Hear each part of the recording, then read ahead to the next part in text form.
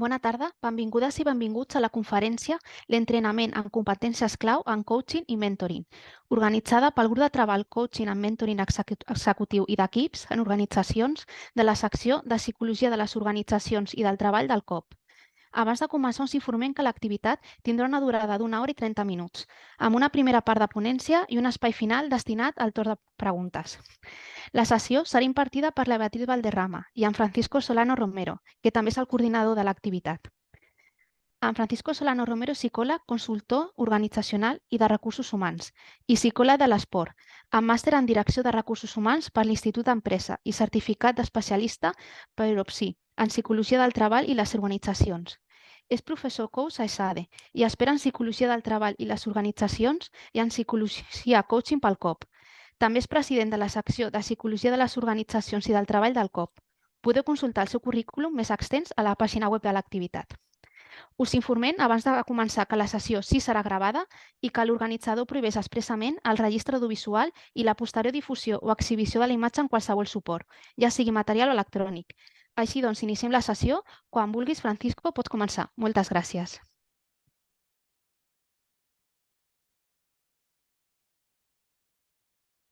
Sí, hola, buenas tardes a todos y a todas, tanto a los que estáis aquí presentes como a todos los que estáis online.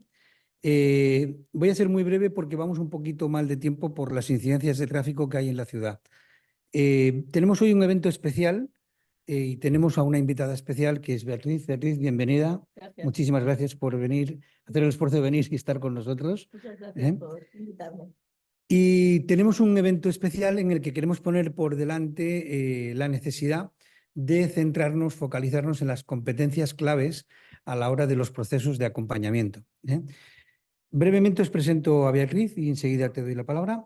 Beatriz es presidenta de la MCC España, es una asociación privada de profesionales relacionados con coaching y mentoring, quizás, en mi opinión, de la de mayor rigor que hay en Europa en estos momentos, debido al programa que tiene de competencias de supervisión y con el rigor con que afronta la práctica del coaching y mentoring.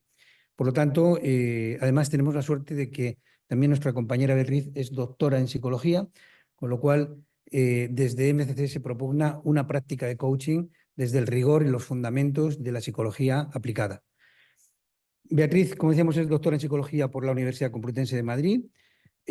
Ha seguido el programa de Dirección General del PDG del IES, es experta en coaching por el Colegio de Psicólogos de Madrid, es coach, mentor, master practitioner también por MCC, es consultora en gestión del talento y desarrollo, diseñó e implantó el proyecto Galatea en el Colegio Oficial de Psicología de Madrid en el año 2012, que es el proyecto de mentoring, porque para nosotros en nuestro colegio sería el homónimo del proyecto Atenea.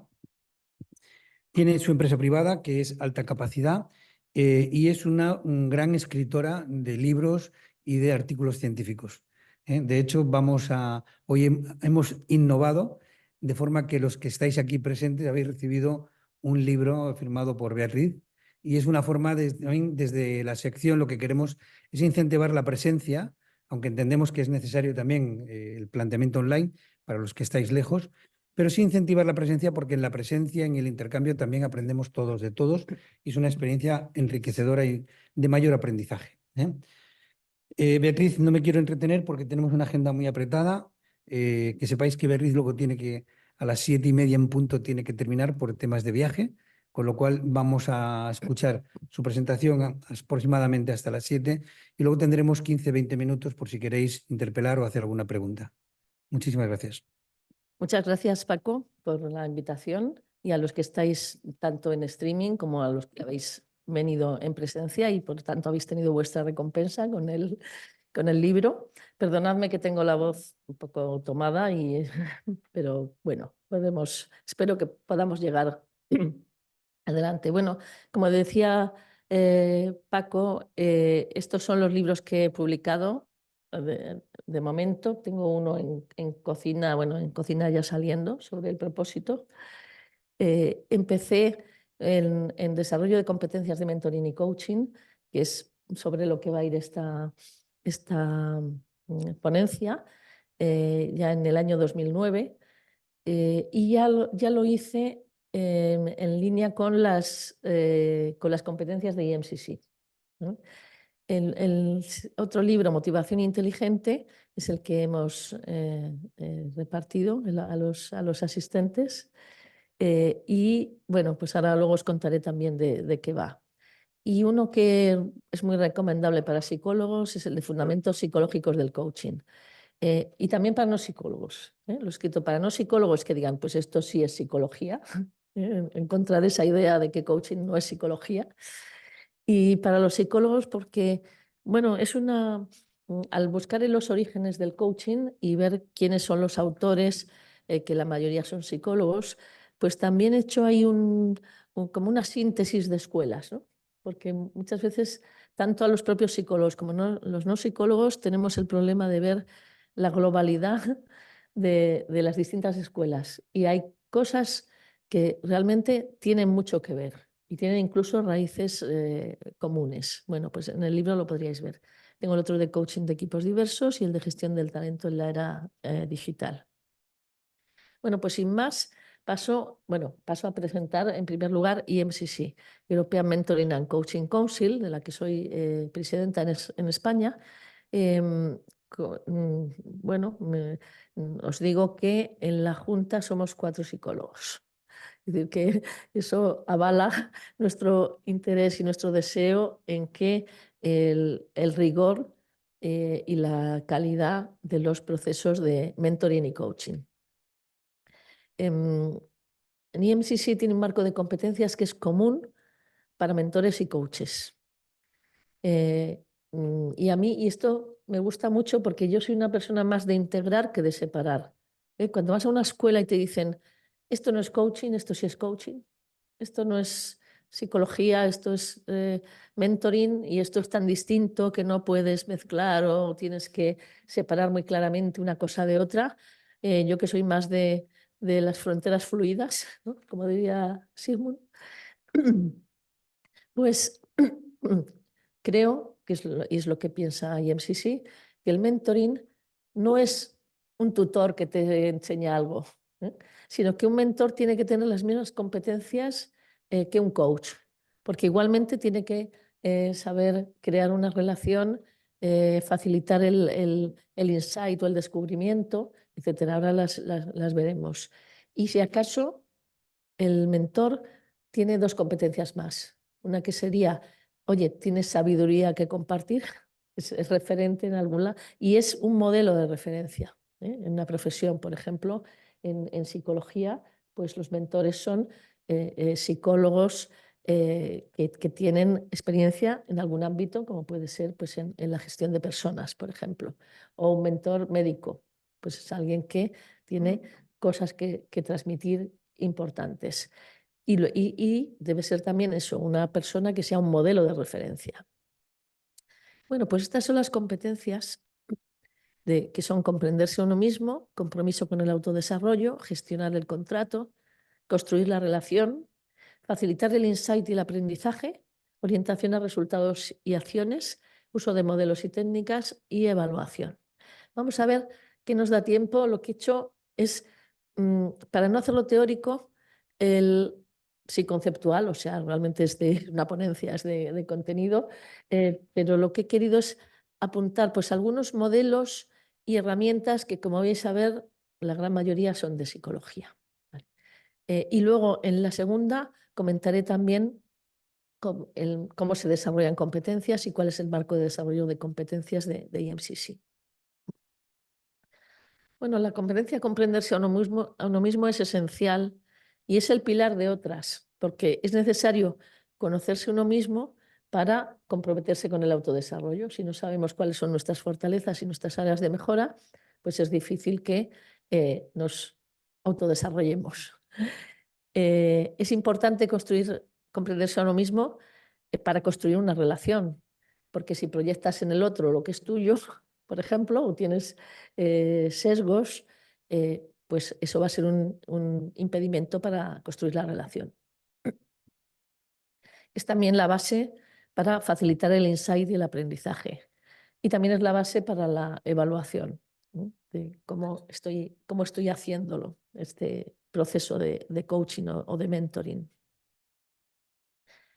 Aquí lo que he hecho ha sido del marco, bueno, el marco de competencias tiene 4 niveles. Las acreditaciones de IMCC, las acreditaciones individuales son como coach y mentor y tienen 4 niveles: Foundation, Practitioner, Senior Practitioner y Master Practitioner. Yo tengo el Master Practitioner, que requiere no ya solo los niveles de madurez, sino haber contribuido al desarrollo de la profesión de forma, digamos, altruista, no con interés comercial, ¿no? Entonces, bueno, aquí he hecho una síntesis entre los distintos niveles y, bueno, yo creo que como lo estáis viendo, pues no hace falta que lo lea. Lo que he hecho ha sido poner en negrita algunos indicadores para poder visualizar bien la competencia.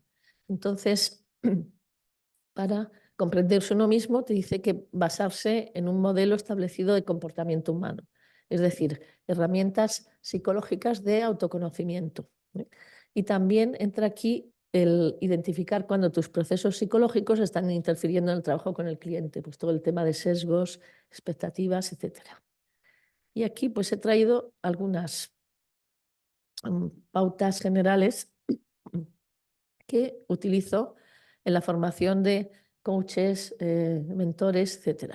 La importancia de conocerse a uno mismo, aparte del consejo, lo que venía en el templo de Delfos, de conócete a ti mismo, la frase de Benjamin Franklin, que me gusta mucho, que dice: hay 3 cosas extremadamente duras: el acero, el diamante y conocerse a uno mismo. Y bueno, cuando tengo la oportunidad de estar en sala y poder interaccionar, y hoy no tenemos tiempo, pues pregunto por qué puede ser duro conocerse a uno mismo, ¿no?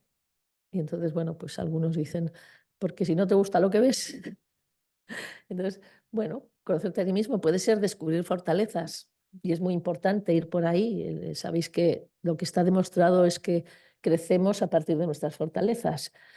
A partir de dos áreas de mejora, ya como nos digan 3 y no sean muy concretas, ya nos hundimos o nos ponemos en contra del que nos las dice, ¿no?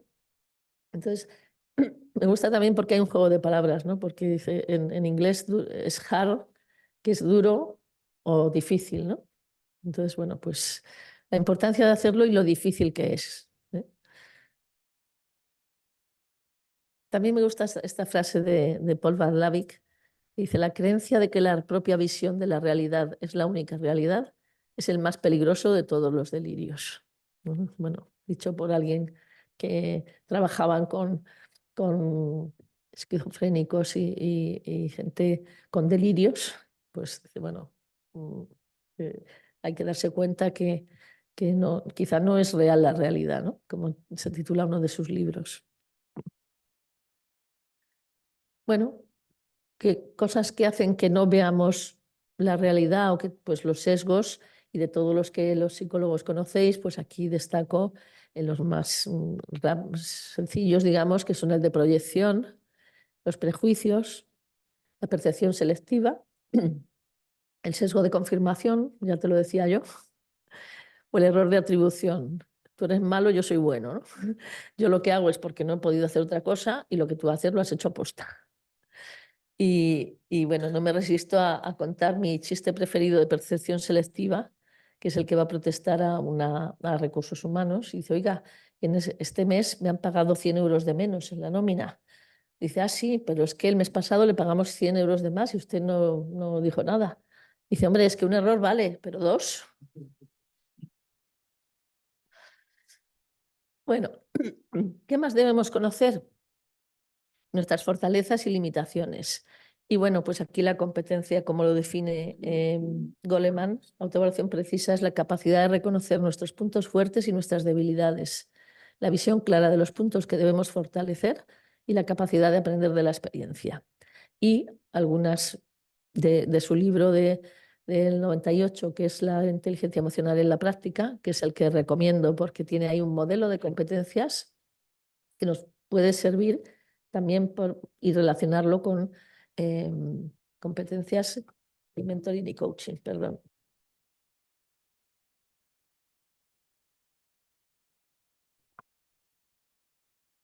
Y entonces en este libro habla de la ceguera defensiva, nos puede llevar a minimizar los hechos, soslayar información crucial, racionalizar, buscar buenas excusas o culpar al otro. Bueno, este es un ejercicio. Ahí, como sabéis, es importante el tomar conciencia de las emociones y podemos hacer registros de diversas formas. Este es uno que he utilizado en formación, que es para darte cuenta del tipo de observador que eres. Ya aplicado a coaching, pues con el concepto de Maturana de observador, es decir, voy a pensar en cosas que me sacan de mis casillas, cosas que me estresan. Y a partir de ahí voy a pensar, oye, ¿qué dice esto de mí? ¿Y cómo influye en mi comportamiento? Por ejemplo, me saca de mis casillas que la gente llegue tarde. ¿Esto qué dice de mí? Pues a lo mejor que soy impaciente. ¿Cómo influye en mi comportamiento? Pues a lo mejor con un cliente de coaching que si llega tarde me estreso y le culpo o le trato de otra forma distinta como debería, con empatía. Vale. Este es el modelo rueda de motivos con el que validé mi tesis doctoral en el 2012 y es el libro que os hemos entregado, donde tiene, bueno, pues cada una de estas áreas de cada uno de estos motivos, hay como 5 motivos y 5 contramotivos. Y aquí, aparte de explicar el modelo, hay un capítulo por cada uno de ellos y, bueno, pues también muchas pautas de desarrollo o de autodesarrollo para cada uno de los motivos. Yo creo que os gustará porque tiene mucho contenido y muchas pautas de muchos años, que no voy a decir cuántos, trabajando en formación, talleres, coaching de equipo y luego después en coaching ejecutivo. Bueno, con este test, perdón, con este modelo hice un test que es se llama el APM, que es con el que validé mi tesis doctoral, que está ahí, ¿vale? A la derecha. Ahora he hecho otro que he puesto, es el test motor. El test motor es un test sencillo de hacer, con un informe muy vistoso y muy profundo. Y está en una plataforma que podéis entrar en alta capacidad / test motor o algo así. Pero en cualquier caso, ahí se puede comprar. Pero yo os puedo enviar una invitación para hacerlo a quien me lo pida, a mi correo, que está luego al final, lo veréis, pero que es bevalderrama@altacapacidad.com. Y queréis queréis probarlo, pues me lo pedís y os lo haré llegar. En medio está otro test que tengo con EOS, que es el de talento emprendedor. También son 5 competencias para emprender. Bueno, la siguiente es compromiso con el autodesarrollo. Y aquí he puesto en negrita la acción y la reflexión y también la supervisión.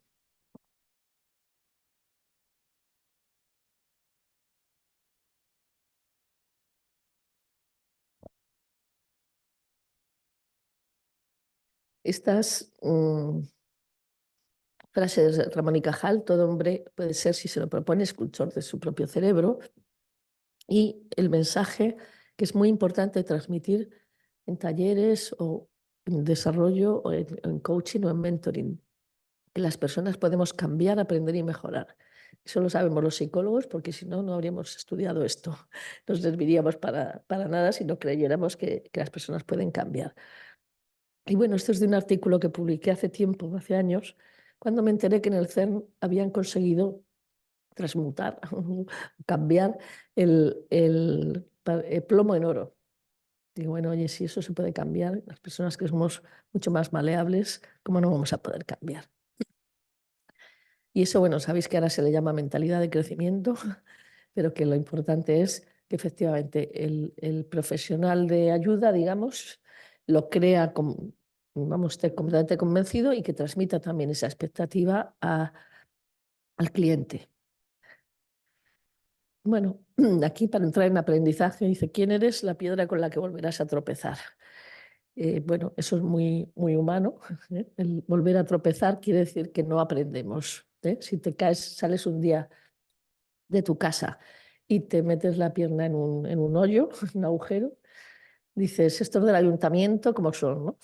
Pero al día siguiente te vuelves a caer en el mismo agujero y dices, estos del ayuntamiento no aprenden, ¿no? Dice, bueno, es que no, el que no has aprendido eres tú, ¿por qué no das un rodeíto? Entonces, aquí viene un poco el tema del entrenamiento en competencias. ¿Qué piensa IMCC? Y como vais a ver, está basado en todos los modelos de aprendizaje a partir de la experiencia de psicólogos, es cómo piensa que se desarrollan competencias. Entonces, algo a lo que le da mucha importancia es a la práctica reflexiva. Es decir, no solo acumulo horas de coaching, sino que aprendo y desarrollo y reflexiono sobre lo que hago y me doy cuenta de cosas, descubrimientos, aprendizajes positivos que he hecho o de cosas que no han tenido el resultado que yo esperaba y hago otra cosa. ¿Vale? Entonces, estos modelos de práctica reflexiva pues vienen ya del psicólogo John Dewey, que tiene este modelo en espiral de reflexión y aprendizaje a partir de la experiencia. Para él, dice, la reflexión es el discernimiento de la relación que existe entre lo que tratamos de hacer y lo que ocurre como consecuencia. Entonces tiene este modelo de espiral donde dice, sentimos una dificultad, reflexionamos qué está pasando, conceptualizamos qué podría yo hacer, experimentamos, probamos la solución y luego tenemos la experiencia y decimos, ¿ha sido efectiva esa solución? Pues esto mismo, a lo mejor os suena más el modelo de aprendizaje a partir de la experiencia de Kolb, que es más reciente. Pero si os dais cuenta es lo mismo, lo único que sin espiral. Entonces, nos involucramos en una experiencia nueva, reflexionamos acerca de esta experiencia, observándola desde distintas perspectivas, integramos nuestras observaciones en nuevos conceptos y modelos, hacemos hipótesis y luego aplicamos estos modelos en la práctica y comprobamos que si hemos resuelto el tema o la dificultad. ¿Vale? Entonces, como veis, hay una reflexión sobre la práctica. Entonces ahí viene ya Schön, que Schön era pedagogo, era colega de Schein, es del psicólogo Schein. Entonces tiene su libro que se llama La práctica reflexiva.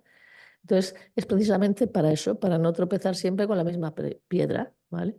Y una de las formas en que lo define es cómo pasar del conocimiento implícito a conocimiento explícito. Es decir, cuando el niño toca algo que está caliente y se quema, pues aprende a evitarlas. Si luego no toca la plancha, pues aprende a evitar las cosas calientes, ¿no? Y llegará un momento que eso será un conocimiento más explícito. Dirá, es que las cosas calientes queman, ¿no? Lo derivará después de ese ciclo de experiencia, ¿vale? Y aquí, bueno, pues distinguía Schön dos tipos de reflexión. Durante la acción y sobre la acción, o sea, después. Si tienes una sesión con un cliente de coaching y te das cuenta de que algo que has dicho no ha encajado y entonces cambias directamente. Cambias el estilo, haces otra pregunta distinta, o sea. O una vez que has terminado la sesión, pues es cuando reflexionas sobre ella y te planteas hacer cosas diferentes para la siguiente vez. Pues eso es la práctica reflexiva para IMCC, que es cómo se ve la madurez del coach. Como decía antes, no es solo tienes que tener tantas horas, porque puedes tener 1000 horas, pero todas no muy buenas, ¿no? Sino, oye, cómo enfoco y cómo sigo aprendiendo continuamente y adaptándome a lo que necesita el cliente. Y un tema muy relacionado que también es muy específico de IMCC y que, bueno, por lo que me habéis contado, también aquí estáis haciendo mucho énfasis en la supervisión, pues Es algo que también es necesario para las acreditaciones. Es un espacio seguro para el diálogo reflexivo, donde el coach o el mentor lleva pues, un caso, un dilema al supervisor y bueno, pues se analiza o se ve, el supervisor o la supervisora le ayuda a verlo desde distintas perspectivas. Y tiene 3 funciones. Pues la cualitativa, pues para que se sigan los estándares profesionales, la formativa, pues oye, otras herramientas que se pueden utilizar, otro punto de vista, y el apoyo también, el apoyo emocional que puede necesitar pues una persona con una profesión que suele ser individual, aunque haya grupos de trabajo donde puedes estar en comunidad y compartir, pero que, bueno, pues puedes necesitar ese apoyo emocional.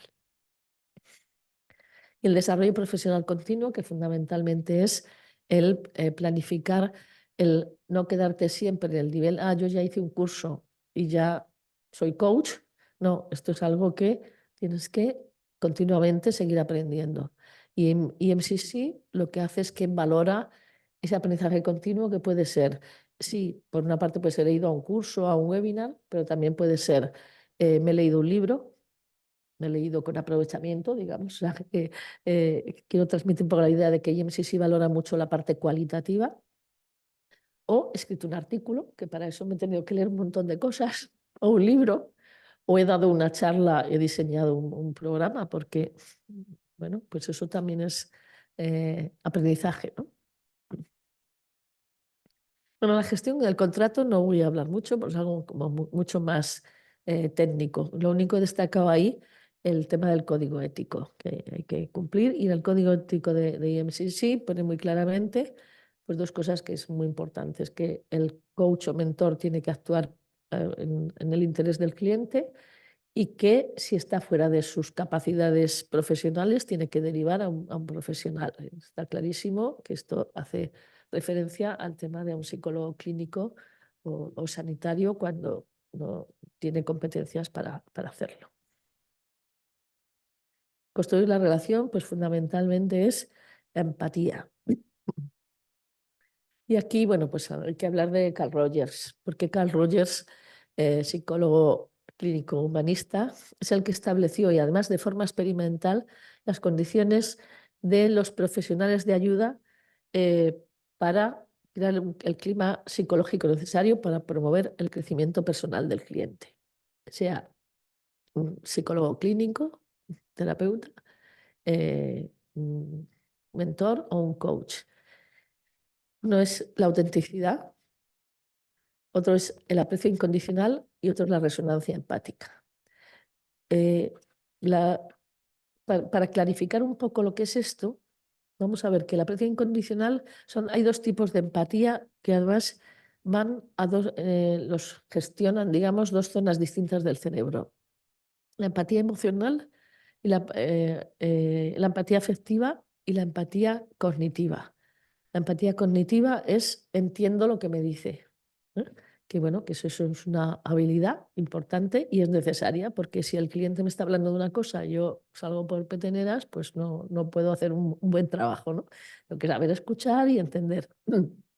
Y también tener un poco la flexibilidad de entender perspectivas que pueden ser muy alejadas de lo que yo veo. Y luego, lo que llama aceptación o valoración o apreciación positiva incondicional es la empatía afectiva. Es decir, aquí me gusta la definición que hace, dice actitud positiva y de aceptación a la persona sin juzgarla ni criticarla. Bueno, eso es fundamental. Algunas formaciones de coaching que se quedan en lo superficial dicen, es muy importante no hacer juicios. Bueno, a veces hay que hacer juicios porque estamos juzgando, valorando, esto es bueno, esto me gusta, esto está bien, esto tal. Ahora, no hay que hacer prejuicios ni juzgar, que no es lo mismo que hacer un juicio, ¿no? Juzgar es valorar a una persona más bien negativamente, ¿no? Te estoy juzgando. Esa es la empatía afectiva.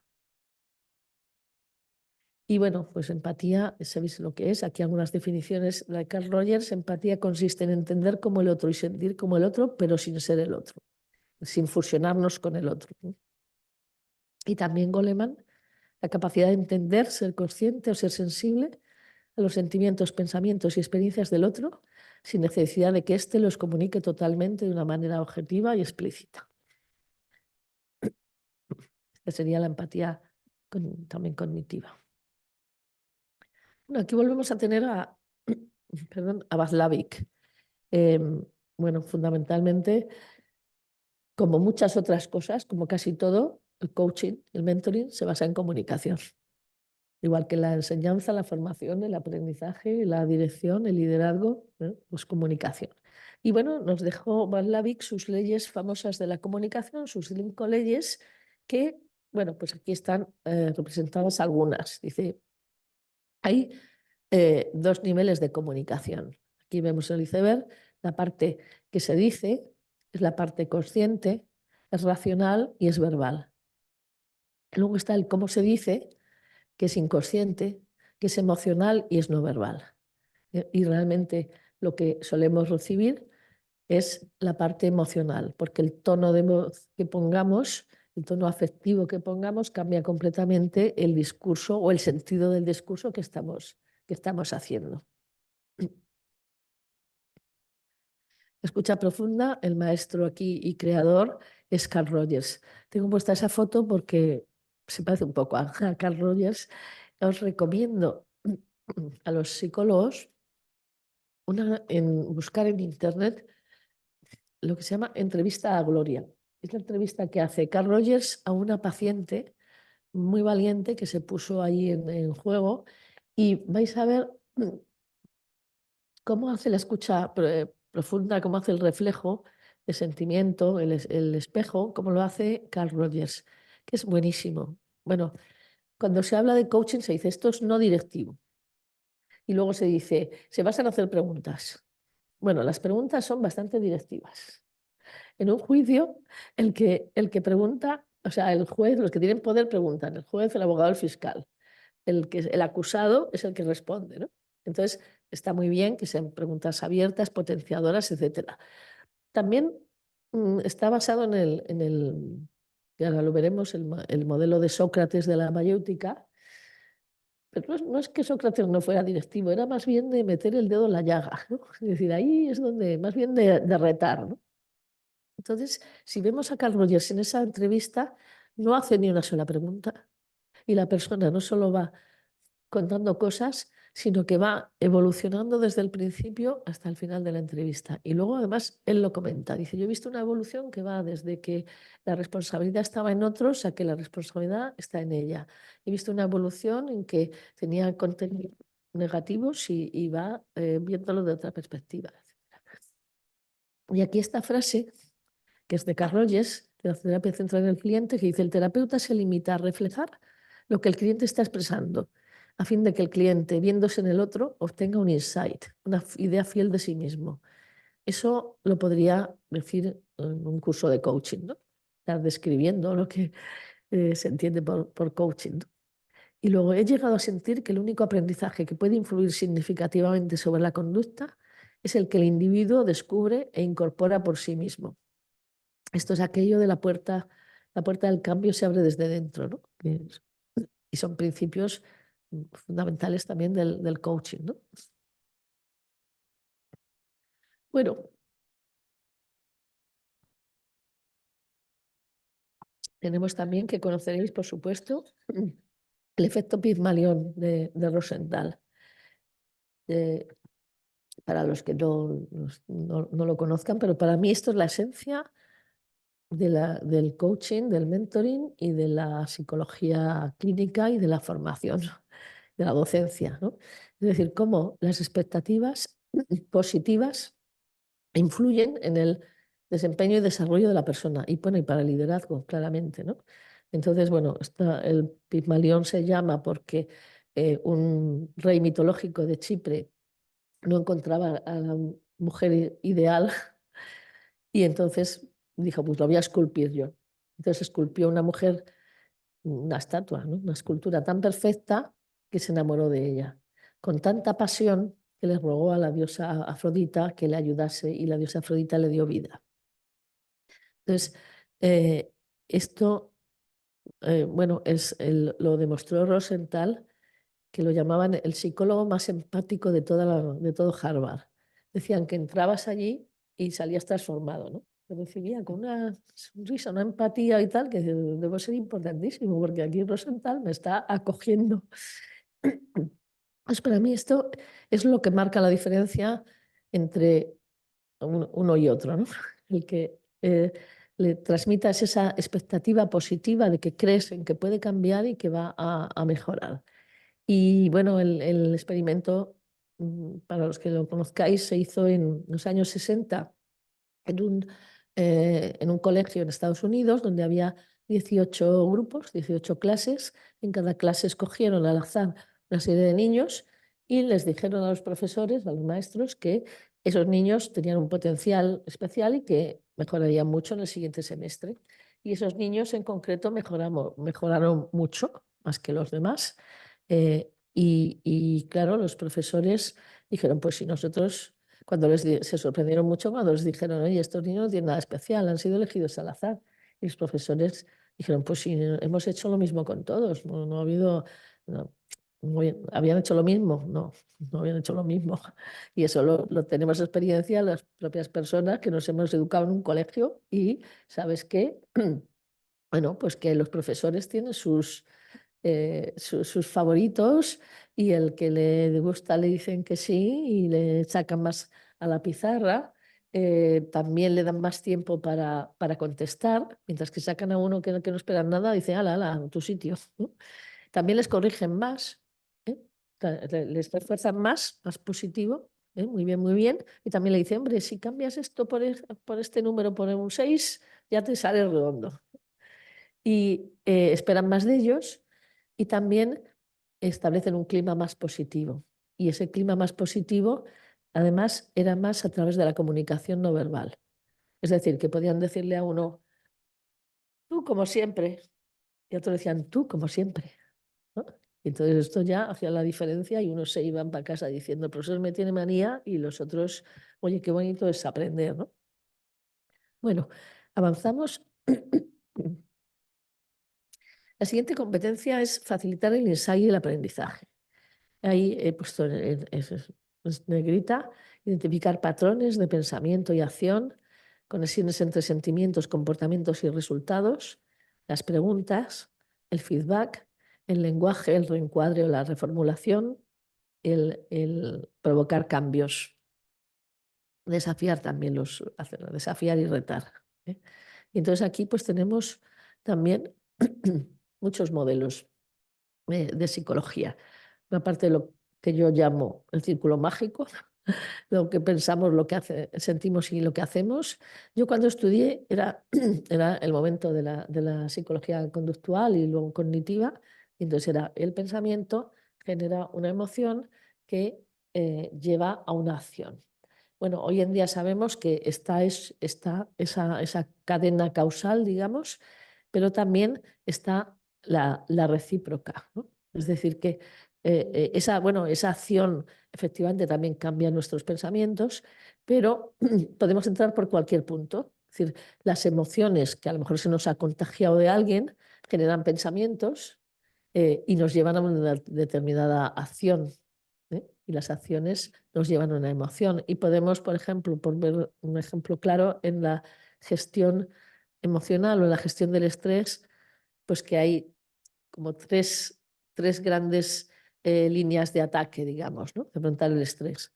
El cambiar los pensamientos, el cambiar los comportamientos, resolver problemas, reducir la dosis de estrés o trabajar directamente con las emociones, bien con respiración, con relajación, con mindfulness, con contagio emocional, como la risoterapia, etc.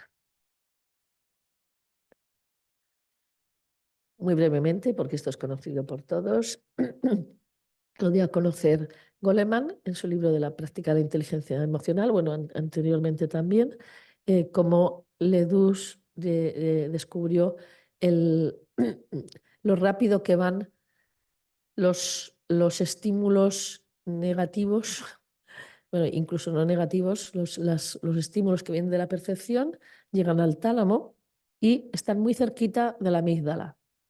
Y ahí, y más lejos de la corteza orbitofrontal, que es donde pensamos, planificamos y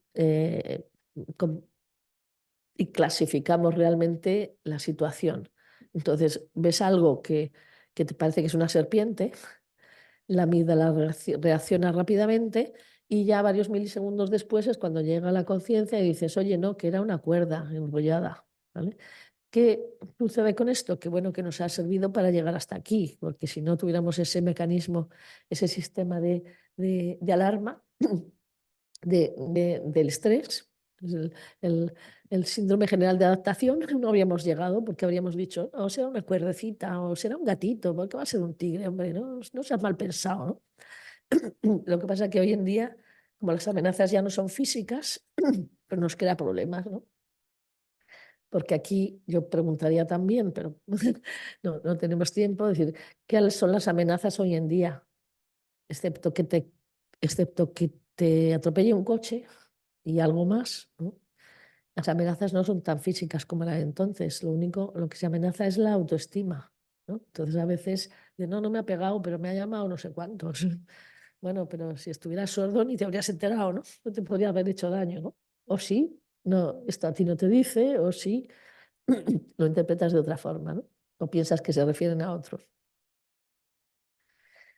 Bueno, hemos visto pensamiento y emociones. Las emociones son nuestra brújula interna. Los animales tienen instintos, nosotros tenemos emociones. Los animales superiores también tienen emociones, tienen cierta conciencia, ¿no? Son reacciones psicofisiológicas a los acontecimientos internos o externos que son significativos para el organismo. Entonces, las funciones, la primera es esta adaptativa que ya hemos hablado, el preparar el organismo para la acción, para el ataque o lucha o quedarse quieto a ver si así no me atacan. Pero tiene también una función social que es comunicar a los demás el estado de ánimo. Oye, estoy enfadado, no te acerques. Oye, tenemos un enemigo común, colaboramos, ¿no? Eso se ponía mediante gestos, ¿no? Es como se expresa, ¿no? Es decir, vamos a cazar, pues es muy importante para cooperar y colaborar frente a acciones colectivas como la caza. Es muy importante antes de desarrollar el lenguaje, el poder comunicar nuestras intenciones y nuestras emociones. Y luego, motivacional, facilitar las conductas motivadas. Este es pues es una clasificación de emociones que he hecho yo, que me parecía que las 4 o 6 emociones básicas están muy bien, pero no recogen todo el ámbito de las emociones, que hay más. Y luego estaba la de Pundik, que era enorme, ¿no? Recogía demasiadas. Entonces hice esta y lo tengo publicado en este artículo que podéis descargar en mi página web, en altacapacidad.com, junto con otros artículos y publicaciones. Entonces aquí hay como 4 dimensiones de alarma, afecto, ánimo y autoconcepto. La parte de las que sentimos negativas, las que sentimos positivas, y como el desarrollo emocional va del miedo a la confianza. El miedo es a algo, a alguna amenaza, y la preocupación es más a la incertidumbre o al futuro, una amenaza que no se concreta, ¿no? Pues lo mismo la confianza y la esperanza son los opuestos. De la ira a la compasión, del odio al amor, de la envidia a la gratitud. Lo mismo con las siguientes. Y bueno, en este pequeño artículo, este paper, pues también sintetizo las distintas técnicas que hay para trabajar con las emociones, fundamentalmente desde la psicología y que se utilizan también en coaching. Bueno, del pensamiento, el tema de la reformulación se basa, toda la psicología cognitiva se basa en Epicteto. Las personas no se alteran por los hechos, sino por lo que piensan acerca de los hechos, ¿no? Entonces, todas las técnicas que vienen aquí de reformulación, de reencuadre, de creencias de Ellis, el ejercicio ABC, todo ese tipo de técnicas y la reformulación. Como decía, aquí tenemos a Sócrates, que es la mayéutica. Él decía, mi madre era partera y yo lo que hago es lo mismo. Dice, ella alumbraba niños, yo alumbro ideas, a partir de preguntas. Y aquí os he puesto a Aspasia. Aspasia era la mujer de Pericles, y resulta que encontré este cuadro donde le está enseñando sus técnicas de retórica a Sócrates y a Alcibíades. Digamos que fue su mentora en el arte de interrogar. Bueno, y el reencuadre, aquí unos pequeños ejemplos para que puede servir para cambiar una lista de errores del pasado en objetivos de futuro, convertir problemas en oportunidades, contemplar diferentes perspectivas, elaborar o cambiar metáforas para pasar de víctima a responsable, por ejemplo. Esto se hace con el lenguaje. El feedback, que también entraba en esta competencia. Bueno, pues aquí os he puesto, no es feedback, sino mejora la conducta. Tiene que ver con lo que decía antes. Las únicas entrevistas de desempeño que funcionan son las que tienen como máximo 2 pequeñas áreas de mejora muy concretas y comunicadas de forma positiva. El resto, pues lo que hacen es empeorar el desempeño y la relación. Porque va uno y dice, voy a mi jefe a que me dé feedback. Y ya va así, ya va con el temor y vuelve pues peor, ¿no? Entonces, bueno, yo aquí sobre dar feedback constructivo, es decir, de mejora, pues de todas las pautas que hay, pues yo he seleccionado estas pautas, ¿no? Tiene que ser, selecciona 1 o 2 comportamientos que tienen más posibilidades de conducir a un cambio importante. Ofrece comentarios positivos y después para reforzar la confianza del coachee o del mentee en su potencial de crecimiento positivo. Mira, te digo esto porque creo que tú lo puedes hacer y tal. Y al final, oye, pues me alegra que lo hayas entendido, etc. Y luego ya pues está el núcleo del feedback constructivo, que es una adaptación del mensaje yo. En este caso, especifica el comportamiento que puede mejorar, explica los resultados negativos y los impactos que tiene ese comportamiento y sugiere cambios concretos de comportamiento. Yo le he añadido, indaga y escucha su punto de vista. Es decir, oye, ¿tú cómo lo ves? Porque a lo mejor te puede decir, no, eso que me dices no fue así, no fue que yo no ayudase, sino que... Entonces, un ejemplo, cuando haces un comentario muy directo al cliente o cuando dijiste tal cosa, el cliente puede percibirte agresivo. ¿Serías más efectivo? Sí. Y todavía más positivo si le dices, ¿serías aún más efectivo? Sí. O sea, estás diciéndole, oye, eres un gran presentador. Si además miras a la gente, repartes la mirada entre todos, tendrás mucho más impacto todavía, el que ya tienes, ¿no? Pues te están, digamos, haciendo una crítica, pero la estás viviendo como un halago, ¿no? Aquí, como estamos en el tema del aprendizaje y del cambio, pues mira, esto de Argyris, le tengo especial cariño porque cuando te dan una charla sobre coaching ontológico, por ejemplo, te dicen, nosotros decimos que, y te ponen este gráfico. Y yo he tenido que decir en alguna ocasión, levantar la mano y decir, oye, eso es de Argyris, ¿no? Ah, sí, sí. Pues ponerlo, ¿no? Porque no es nosotros los coaches ontológicos, no, es Argyris John, ¿vale? Entonces decir, vale, y añado, el resultado del aprendizaje siempre es un cambio, sea de creencias, de estado emocional o de hábitos de comportamiento, el círculo mágico ese que hemos visto, ¿no?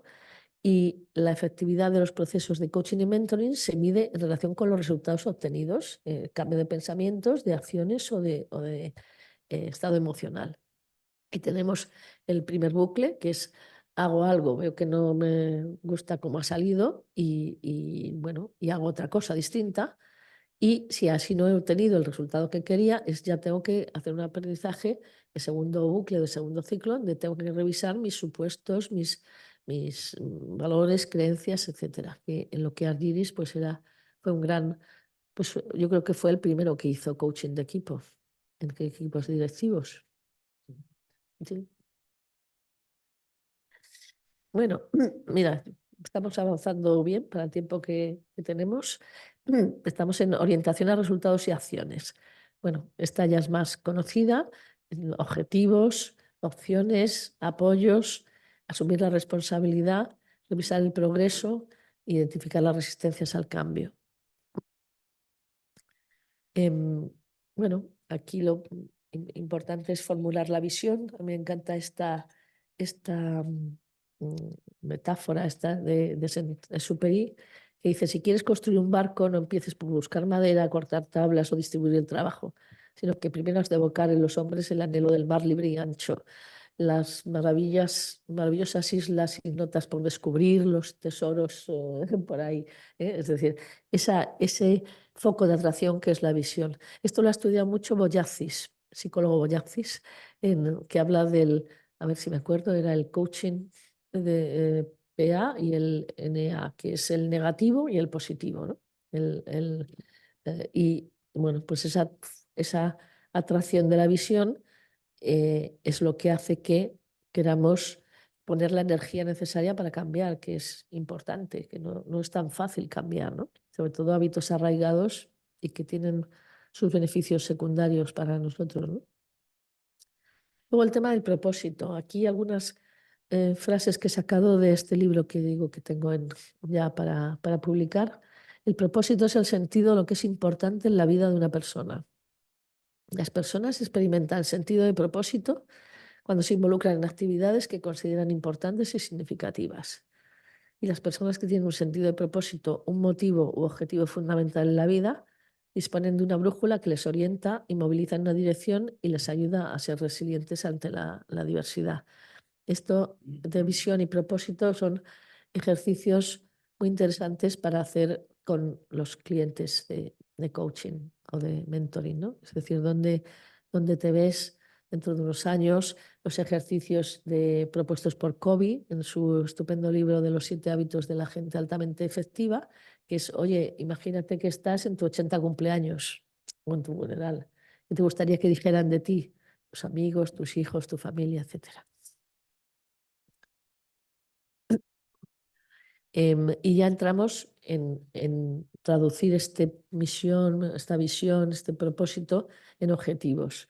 Bueno, lo habitual es que te cuenten los objetivos SMART, que está muy bien porque vienen del propio de los estudios de Locke y Latham, concreto de Latham.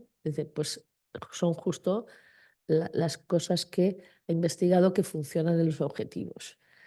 Pero como estamos en España y yo creo que tenemos que, o por lo menos yo quiero realzar, además, mis dos, pues eso, un poco nuestra lengua frente a los anglicismos, pues hice aquí los objetivos ritmo, que cogen lo mismo, realista, inspirador, temporalizado, medible, oportunidad. Esto lo hice en un curso donde todo era la metáfora del jazz, el jazz coaching, que en el primer libro de mentoring y coaching pues hay un anexo que es el jazz coaching que hice para una gran consultora y para su gente.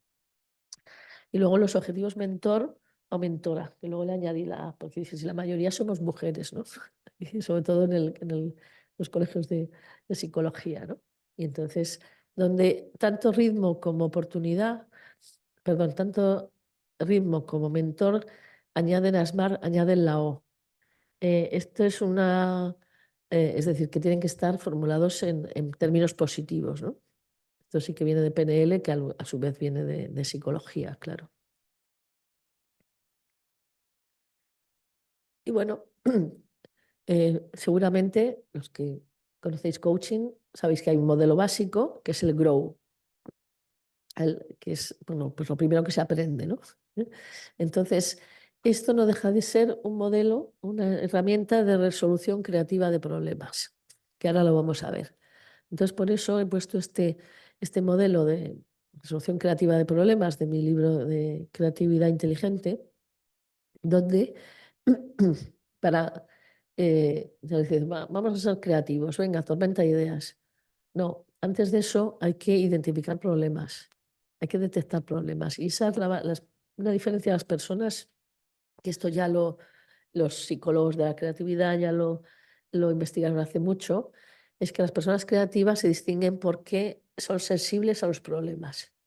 Mientras que uno dice, esto es la china del zapato, ¿no? Dices, ay, cómo me duele esta china del zapato, y no se le ocurre quitársela, ¿no? Pues ya te acostumbras, ¿no? Pues como que me pasa a mí, ¿eh? Que hace una mudanza y pone todas las lámparas, ¿no? Pero deja una bombilla sin cubrir. Y entonces la primera semana ve la bombilla y dice, tenemos que ponerle aquí una lámpara, ¿no? Pero a los 10 días ya no la ve. Y si la ve, dice, no, si no queda mal así, la bombilla como está, ¿no? Y 10 años después te vas a mudar y sigue ahí la bombilla sin su lámpara, ¿no? Es decir, que lo habitual es que nos acostumbremos, el cerebro por economía de medios, nos acostumbramos a las cosas que están ahí y solo nos reaccionamos cuando hay algo negativo, que puede ser una alarma, ¿no? Que puede ser una amenaza. Ya nos habituamos. Pero para ser creativos, lo primero es encontrar problemas, ¿no? Y luego esos problemas transformarlos en focos creativos a través de la redefinición. Si el problema es que mal nos llevamos, el objetivo o el foco creativo puede ser qué podemos hacer para llevarnos mejor, ¿no? Eso o qué poco estamos vendiendo, vendemos muy poco, qué podríamos hacer para vender más, ¿vale? Luego, a partir de ahí es donde ya haremos la tormenta de ideas, ¿no? Oye, pues todo lo que podríamos hacer. Y luego ya viene la parte más de pensamiento convergente, que es valoramos, esto es el embudo de la innovación. Primero damos muchas ideas y luego convergemos en valorarlas y seleccionar y elaborar e implantar las soluciones, ¿vale? Bueno, pues pongo esto porque ahora viene aquí, bueno, después viene el grow. Entonces, esta primera parte de la creatividad, ¿para qué la vamos a utilizar? ¿Para qué la necesitamos en coaching?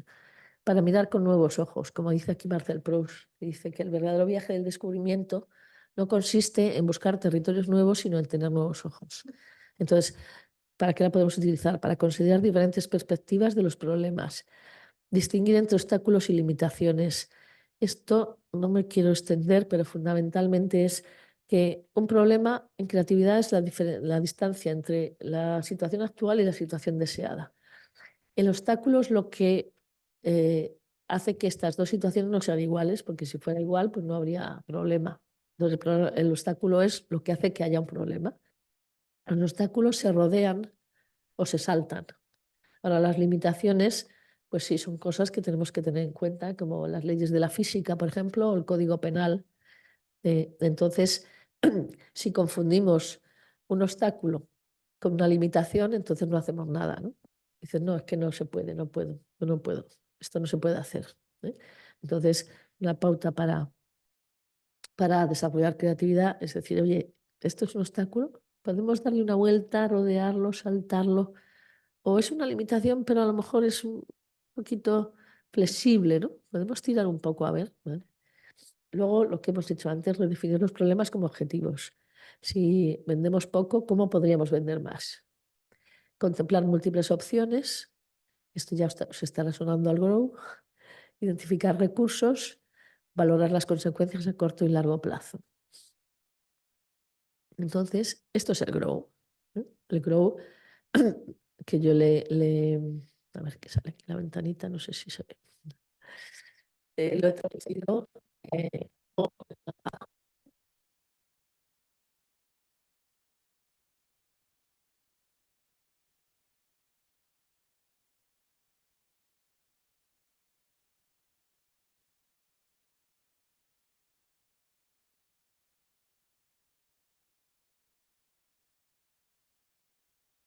Perdonad, no sé si se ha desactivado el micrófono, no oímos aquí en los asistentes online. ¿Ahora? ¿Sí? Ahora perfecto, gracias. No, perdonad.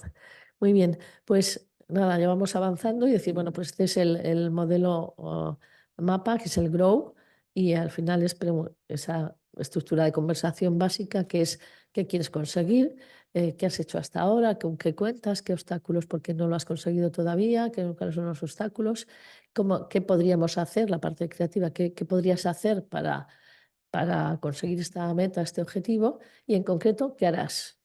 ¿Para cuándo lo harás? Y bueno, este es el esquema. Y bueno, por una pincelada de cambiar o no cambiar, pues esto es esa famosa anécdota que lleva al psiquiatra. Dice, le traigo aquí a mi hermano. Dice, que es que se cree una gallina. Dice, bueno, ¿y desde cuándo le pasa? Dice, uy, desde hace 15 años. ¿Y cómo no me la ha traído antes? Dice, hombre, doctor, necesito los huevos. Entonces, bueno, pues es ver los beneficios secundarios que tiene, es muy importante, lo sabemos los psicólogos, y ahí tenemos mucho conocimiento de cambio, de aprendizaje, que nos ayuda a entender las situaciones y decir, vale, ¿cuál es el coste del cambio, ¿no? ¿Qué estoy ganando? ¿Qué voy a perder si cambio? ¿Y qué estoy ganando ahora? ¿Eh? Y ya finalmente uso de modelos y técnicas. Desde, bueno, pues usar en Foundation, pues usar modelos, usar el Grow, por ejemplo, a ir usando otros tipos de modelos hasta crear tus propios modelos. Yo aquí, bueno, pues pongo en Fundamentos Psicológicos del Coaching, desarrollé este modelo didáctico, que es el modelo Ser Más, que tiene la parte transformacional del ser y la parte de acción. Como decía antes, me gusta integrar, entonces hay gente que dice, no, es que coaching es transformación. Es transformador. Y otros dicen, no, no, coaching tiene que ser pragmático y orientado a la acción y tal. Bueno, pues yo creo que tiene que ser todo y que hay fases más abiertas, como las primeras, y fases más convergentes para llegar a acciones. Y luego también este primer modelo que hice, el modelo Cerca, que lo hice justo en un programa que hicimos, formamos a muchísimos mentores en Banesto, justo cuando vino la crisis en el 2008, y bueno, pues ahí para formarlos hice este modelo de Cerca, ¿no? De clima, crear una relación de confianza y compromiso, escuchar, empieza todo por E, retar, empieza todo por R, construir, comprensión y capacidad y apoyar la acción autónoma. Otras herramientas de mentoring y coaching, metáforas, storytelling, preguntas, reformulación, la rueda de la vida, la rueda de motivos, mapas mentales, la ventana de Johari, que es también de autodescubrimiento y que también son dos psicólogos, AFO personal, técnica de psicología positiva y más. Y finalmente, evaluación. Tiene que ver con la efectividad del proceso y con el pedir y recibir feedback para mejorar. Y aquí ya con esto termino. Es el que se utiliza en EMCC, es el modelo de los 4 niveles de Kirkpatrick, que Douglas Kirkpatrick. Esto se aplica en formación. Dice, bueno, el nivel 1 es el de la hoja de la risa, que pasas después de un curso y dices, oye, ¿te ha gustado el curso? ¿Te ha gustado la ponencia? Ah, sí, sí, vale. Pero eso no implica que hayan aprendido, ¿no? Entonces el siguiente nivel es el aprendizaje. Oye, la gente ha aprendido. ¿Qué conocimientos, comportamientos, habilidades, creencias ha adquirido la persona en esta formación o en este proceso de coaching? Vale, pero ha aprendido, pero si luego no lo practica, si no lo transfiere al comportamiento, pues tampoco podemos decir que ha sido efectivo. Para que sea efectivo, tiene que haber cambios concretos en el comportamiento. Comportamiento que puede ser mental, o sea, puede ser una nueva creencia y aplicarla, ¿no? Y finalmente están los resultados. En los resultados es un nivel al que no se suele llegar, pero decir, vale, en coaching, por ejemplo, si este jefe ha aprendido tenía problemas con su equipo, ha aprendido algunas habilidades para gestionar en su equipo y lo ha puesto en práctica, pues muy posiblemente aumentará la percepción de su equipo, de sus colaboradores en la encuesta de clima, por ejemplo. O en otros resultados más hard, ¿no? Y esto es todo. Muchas gracias.